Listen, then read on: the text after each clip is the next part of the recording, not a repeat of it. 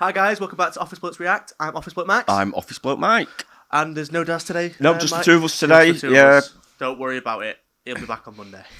Another day's holiday. Another day's holiday. Yeah, he'll be sitting outside at the cricket today, I think, anyway, having a nice day off. I didn't know he was going to the cricket. Fair play. Yeah. Which one? Is it Old Lancashire. Trafford? Yeah, Old Trafford. Oh, nice. Yeah. Okay. So, great day for it. It is a great day for it. Not that he'll be sitting outside watching cricket. No, well, yeah. I think bar springs to mind. Yeah, but without a doubt. anyway. I've never seen a man go to so many sports events and not watch the sport. It's crazy, isn't it? But we've got the Fat Files today from the Fat Electrician. Yeah, great And stuff. It's called the most American thing ever, Bass Pro Shops. That's right. Is it bass or bass? I think bass because of the fish. Oh, is it fish? Yeah. Well, yeah, it'd be fish then, definitely. Yeah, let's give it a Or go. bass, I should say. Right. Nothing is normal. Absolutely nothing. Every time I start a video, I was like, this is a cool company. I'm sure completely normal things are happening there. Never happens, okay? Started working on a Cabela's video, found out that they're actually owned by Bass Pro Shop. Okay, I'm gonna do a Bass Pro Shop video. And now there's Indian spiritual leaders and crystal skulls and pyramids and curses involved, and I don't even know what's going on. Today we're talking about the most American thing that has ever happened, that time that we took the world's 7th largest pyramid and turned it into a Bass Pro Shops. Okay, and just so we're all on the same page, it is not the simple fact that America turned the world's 7th largest pyramid into a bait and tackle shop that's the most American thing ever. No, the most American thing is the story of how it happened, because it reads like a redneck Indiana Jones script and it's absolutely insane, but we're gonna get to it right after a word from our sponsor. Delete me. Why are you dressed like that? Why do you have a Tech 9? I'm going to the farmer's market. Okay, that explains the outfit. Explain the Tech 9. Muriel's getting on my turf again. You look like you're gonna go do a drive-by in a carriage. All right, here's the deal. Super simple, straightforward business model. You give them money, they turn around and make sure the data brokers. Back to the video. All right, buckle up. Things are about to get weird. Alex Jones may or may not be involved. Regardless, our story begins in 1948 when Johnny Morris, the founder of Bass Pro Shops, is born. He grows up as the son of a World War II veteran that after coming back home from the war opens up a liquor store. That goes well, so he opens up another liquor store soon. He's got an entire chain of regional liquor stores called Brown Derby. Why on earth did they call it that? I have no idea. So then why did I bring it up? Because it kind of sounds like a gay bar and I think that's funny. Moving on. So Johnny spends his childhood growing up in Springfield, Missouri. His dad owns a chain of liquor stores in the Midwest. There's absolutely no way that guy's not making a ton of money. There's literally nothing to do in the Midwest other than drink and figure eight race, which, if we're being honest, is just racing with an intersection while you're half drunk anyways. Hell yeah. So Johnny presumably has a pretty good childhood because his dad is taking him on all these hunting trips. He's going bass fishing out at Lake of the Ozarks, and he ends up becoming this huge outdoors guy. He goes off to college where he, and I quote, majored in fishing. You can do that? Comes back home from college, doesn't really know what he wants to do, but he does know it's a humongous pain in the ass to find good fishing equipment because remember, this is like the 1970s. There is no Amazon. You can't get on the internet and buy all the fishing stuff, okay? Bass Pro Shops doesn't exist yet. You gotta know a guy that knows a guy that's making lures in his basement if you wanna get good fishing tackle. So Johnny, fresh home from college where he just learned the laws of supply and demand, there's a huge demand for fishing stuff and there's a very low supply of it, figures he's gonna fill that gap and he's probably gonna make some money doing it. So he takes out a $10,000 loan, rents a U-Haul, travels the entire United States making connections with local bait and tackle shops and buying up all of their inventory, and then brings it back to Springfield, Missouri and starts Bass Pro Shops in the back of one of his dad's liquor stores. Now remember what I said, there is no Amazon. You can't get online and order all your fancy bass fishing equipment. You gotta know a guy that knows a guy, and pretty soon Johnny Morris becomes that guy. His phone number is getting passed around the fishing community like wildfire. The next thing he knows, he's getting phone calls from other states all over the country, placing orders, and then he's mailing stuff to people. This goes on for about 2 years, and then after that, he realizes he has an enormous catalog of names, addresses, and phone numbers of all the big fishermen all over the United States of America. So he takes a risk. He prints out 10,000 Bass Pro Shops catalogs in 1974 and mails them to absolutely everybody with all of his products inside. This explodes into a humongous mail order business, which is basically the Amazon of its time. And as he continues to grow the business, he's like, you know what? Fuck it. I'm just gonna start selling fishing boats out of my catalog too, but I'm not just gonna sell the boat. I'm gonna sell the boat with the motor and the trailer all for one price, one-stop shop, you get everything. Up until this point, if you wanted to buy a fishing boat, you had to go buy the boat, then you had to go buy the motor, then you had to figure out how to get a fucking trailer. It was a whole day-long event. Now you could just call up Johnny and have the boat delivered to you. It was perfect. His boats end up becoming the most popular boat in America and the most manufactured boat on the planet. Then in 1980, he realizes like, you know what? I bet people would really appreciate a place where they could just drive their truck, pick up the boat on the trailer, be able to look at all the fishing lures, all the stuff I have for sale. I'm gonna build an enormous retail place. He builds the world's first Bass Pro Shops outdoor world. It is 300,000 square feet. There's fish tanks, there's exotic animals stuffed all over the walls. It's not just a store. It's basically like a dead zoo, except the fish are alive. It's basically Willy Wonka's chocolate factory for rednecks, okay? People travel from hours and hours away to make their pilgrimage to Bass Pro Shops. Okay, I can't stress to you enough how big of a deal the first Bass Pro Shops was, okay? To this day, the Bass Pro Shop in Springfield, Missouri is considered the largest tourist attraction in the state of Missouri. This one singular store gets over 4 million customers a year, okay? That's like 11,000 people a day inside of this bait and tackle shop. Okay, and at this point you're like, wow, that's a lot of people. No, that's a metric fuck ton of people going to buy fishing lures, okay? Disneyland gets 40,000 people a day. You've got 25% the business volume of Disneyland, and all you're doing is selling fishing equipment. Johnny Morris is literally the Walt Disney of rednecks at this point. How come you keep saying everybody that shops at Bass Pro Shops is a redneck? Don't do the whole I'm gonna get offended over literally nothing bit, okay? Nobody cares, okay? At the end of the day, there's only two types of outdoor people, okay? There's Patagonia wearing outdoor people, and there's Bass Pro Shop outdoor people, okay? You've got outdoor people that want to save the environment, you've got outdoor people that want to eat the environment, okay? If you are the ones that want to eat the environment, sorry, you're a redneck. That's just how it goes. I think we offended somebody out here. That ain't funny as it says. Anyways, outdoor world, outrageously successful. So when you find something that works, you keep doing it. So he opens up another one and another one. Another one. And then another one. And next thing you know, he's got over 200 Bass Pro Shops outdoor worlds all over the country. So now at this point, Johnny Morris has built the business out wide, and the only place left to go is up and down. He vertically integrates the entire thing. So Johnny Morris figures, okay, well, who's upstream of me? I'm the middleman. I basically buy shit from a factory. I sell it in my store. I deliver it to the customer. Cool. I'm gonna go backwards, and I'm gonna start buying all the factories that make the shit in my stores. He buys out the boat company that makes all these boats, which to this day is still the most popular boat in America and the company that makes the most boats in the world. He buys the company that manufactures the four-wheelers that he sells in his stores. He buys up anything and everything that he can, and then he makes that the Bass Pro brand. And in doing so, his brand is now absolutely everywhere. It's on boats, it's on ATVs, it's on clothing, it's on dining room sets, it's on fishing equipment. It's absolutely everywhere, to the point that everybody in America knows that brand. It's one of the most recognizable brands of all time. And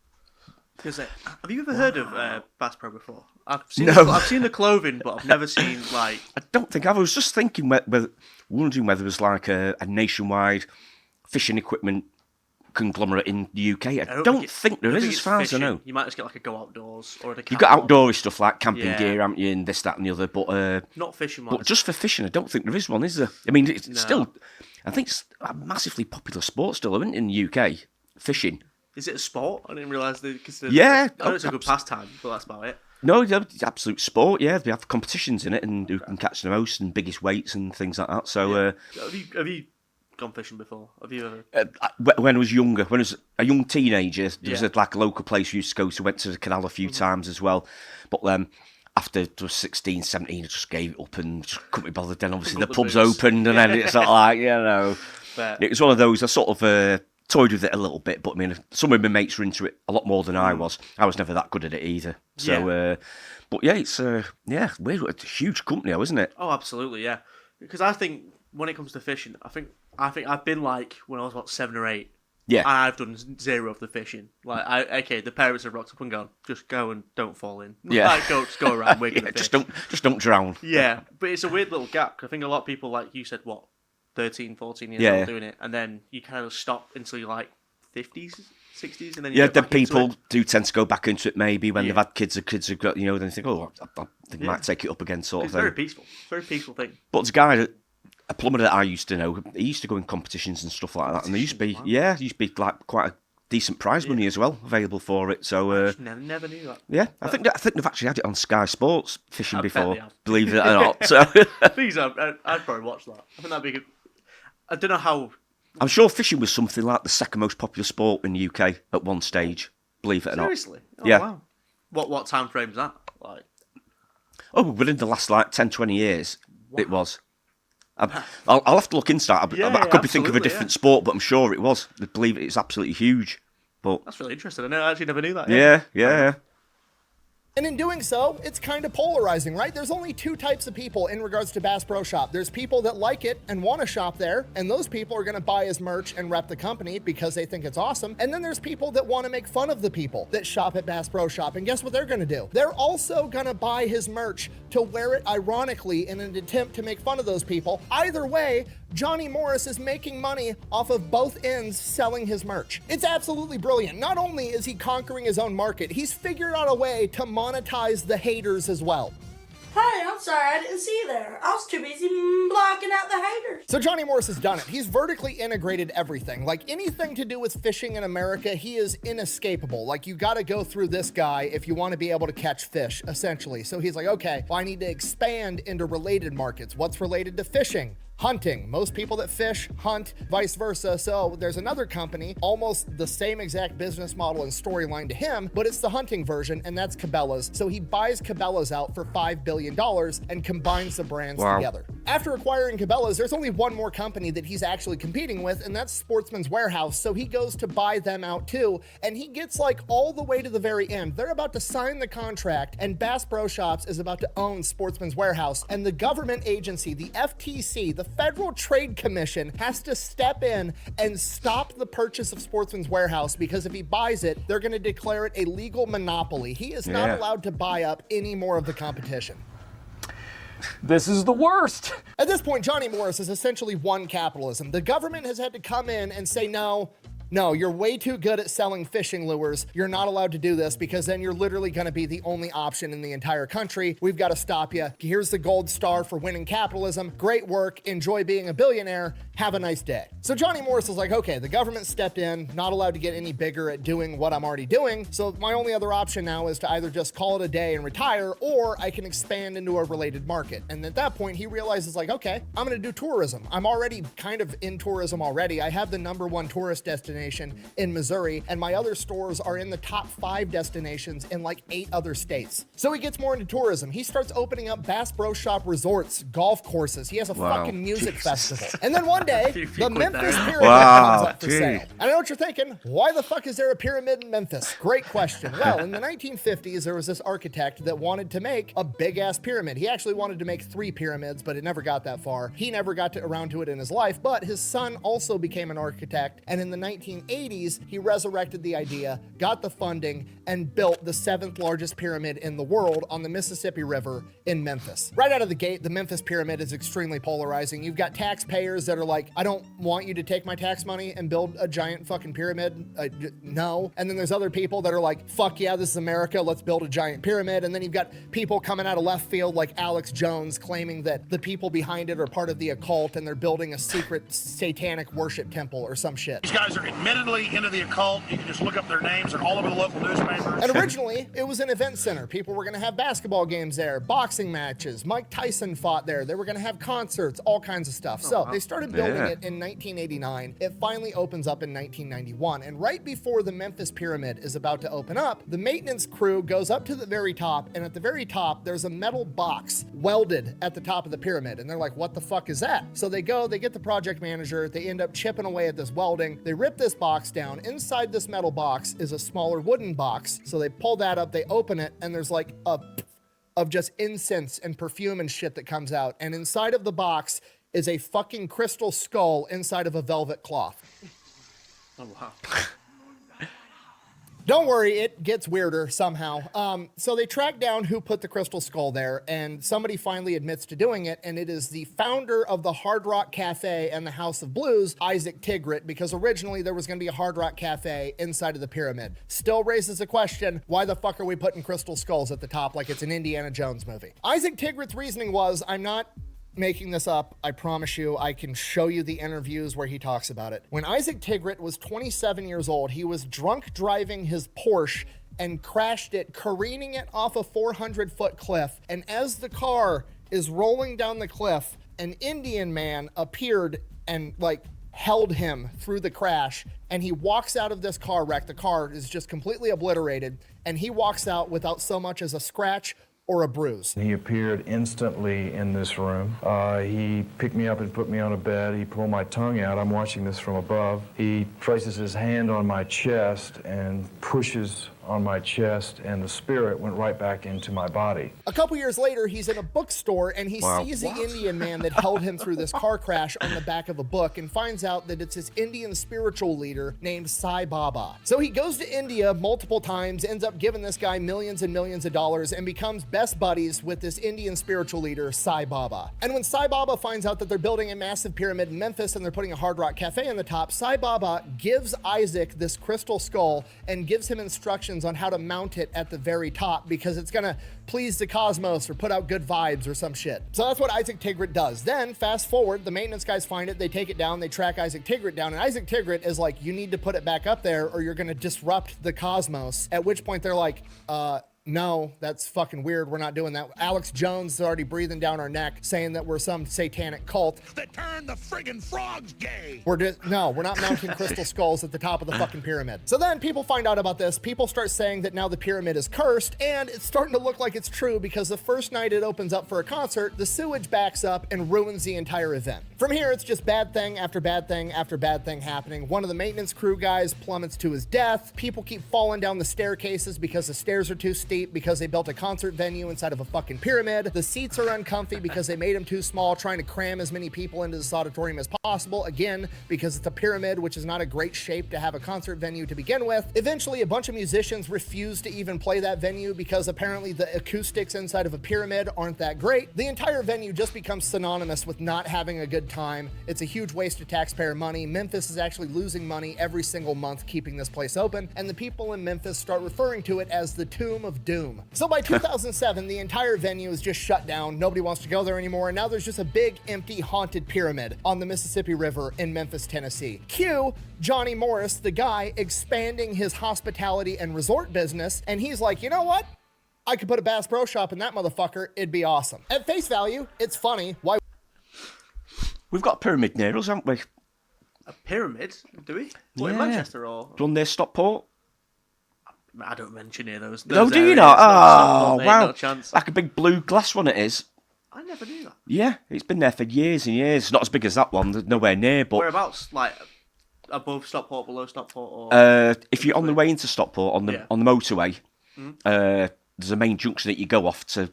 I think there's like is there a go outdoors there and a B&Q and stuff. It's basically on there on the right hand side. I actually never knew that. Yeah. What's that used for? Offices. It used to be the RAC. I think that used to be their head office in the northwest or something like that. But I've always thought it's an odd shape for offices because it's not very, because it goes in like that, doesn't it? And it's not very, space wise. It's not very. Doesn't make sense to do that. No. Straight up you want. I never knew that. You never see, I mean, I bet I have. It's literally called the pyramid. So you come off at the motorway, say you come off at the pyramid. That's crazy. Wow.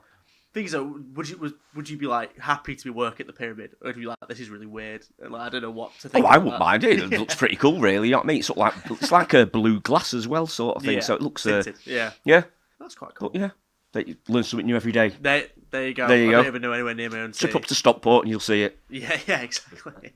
Why wouldn't you go to a giant pyramid to buy a fishing lure? That's hilarious. But we're also going to call it the redneck Mecca. Why is that funny? Well, because Mecca is the holiest place in the Muslim faith, and every single Muslim on the planet is obligated to go there at least once in their life if they're physically and financially capable of doing so. We're going to quietly insinuate that every redneck in North America has a religious obligation to make a pilgrimage to Memphis so that they can buy a fishing lure from our pyramid. Then we're going to put a 100-room resort at the bottom of it. We're going to have a bowling alley. There's going to be an indoor swamp, a shooting range. It's going to be fucking awesome. And I know what you're thinking. Why on earth would you want to put your retail business inside of a haunted pyramid?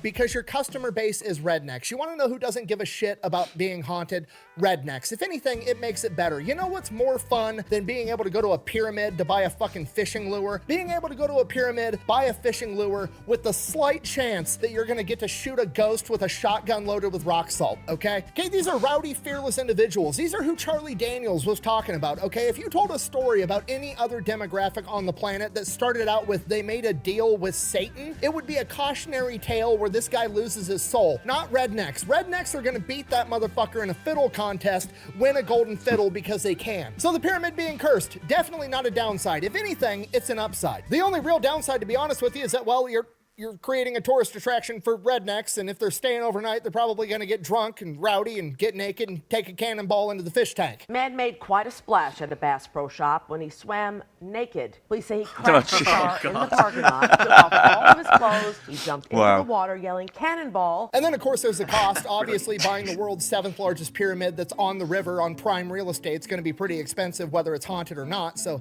Johnny Morris doesn't really know if it's going to be a good business idea. He definitely doesn't want to lose money, so he just kind of like sets it in the hands of God and lets him make the decision. He decides, you know what? I'm just going to schedule a fishing trip on the Mississippi River right near the pyramid, and I'm going to go fishing for catfish, and if I catch a really big catfish, that's going to be my sign that I'm going to buy this pyramid. And sure enough, Johnny Morris goes on this fishing trip and catches a 34-pound fucking catfish in the shadow of the pyramid. Okay, do you understand the significance of what I've just told you? This is the most American thing that's ever happened, all right? A pyramid got built in Memphis. It's the 7th largest pyramid on the planet that people now think is haunted because some millionaire that opened up the Hard Rock Cafe was drunk driving his Porsche and had a vision that he was saved by an Indian spirit guide, so he had him place a crystal skull at the top, and then it was haunted and run out of business, and then it got brought back by some dude that became a billionaire by selling fishing lures out the ass end of a liquor store in Springfield, Missouri. So in conclusion, I guess I don't know. I don't know how I got here, to be honest with you. I guess if we could draw anything from this, pick whatever you want to do in life, even if it's something as simple as selling fishing lures, and get so outrageously good at it that you can then financially justify buying a haunted pyramid. 'Cause America, I guess. Your devil worship fails, the hillbillies, the country boy can't survive, the John Deere hat wins. You lose, we win, your little devil palace is falling down. At this point, I'm convinced that there's no U.S.-based company that does anything normal whatsoever. Coca-Cola's Confederate cocaine water, Waffle House is being used by FEMA to track natural disasters, and apparently Bass Pro Shop is an outdoor monopoly that's getting involved in investing in haunted pyramids. Nice. Very nice. Wow, what a story. I know. Absolutely incredible. This channel's great for that. I remember we watched that Little Caesars one there as well. Yeah, that's right. And there must be so many stories like this of just genuine... It just seems fairly innocuous. You know, guy starts up a tackle business, it's got quite big, but I mean, the detail that it goes into and what happened along the way, and it's absolutely incredible. Yeah, it really is. Then he opens resorts and gets into a pyramid. Opens resorts and buys the companies that manufacturing the stuff for his stores as well. It's like the top of entrepreneurship. Like, oh, it is. Yeah, absolutely. But I mean, to be fair, it's a market that probably isn't that unbelievably saturated in terms of at the time anyway for fishing, because like I think there's quite a few where you go, if you can become that number one, then you'll just shoot. Yeah, I mean, you sort of tend to think that time's gone now with Amazon and with the internet. You think, you think stories like this, it just ain't going to happen anymore. But it'd be interesting if something like that did happen. But to start just sort of like posting things out when there's no internet and parcel, sort of like no UPS and stuff like that, and it's absolutely incredible. Yeah, it's all mail order basically, wasn't it? Which probably took like weeks and weeks to get to its destination, but to have the nous to start something like that up, and it's ambitious, very ambitious. Oh, extremely, yeah. But I mean, it's just a completely different world these days, isn't it? You just wonder whether a story like that could actually happen. And but I'm sure some companies will start small, but probably more tech wise. I'm guessing they could start up. Like, who's going to dominate like AI? That'll be like the next thing. Just think, well, that's it. You do think, what's the next thing? What is the next big thing? But there'll be people onto that straight away, or already, won't there? That'll be well into it. So probably already missed the boat on that one. Yeah, but, anyway, time's gone. Yeah, but brilliant, great story though. Great story, great channel as well. So superb. Lovely. But thank you guys very much for watching. I hope you enjoy. Please like and subscribe, and we'll see you on the next one. Cheers. Cheers.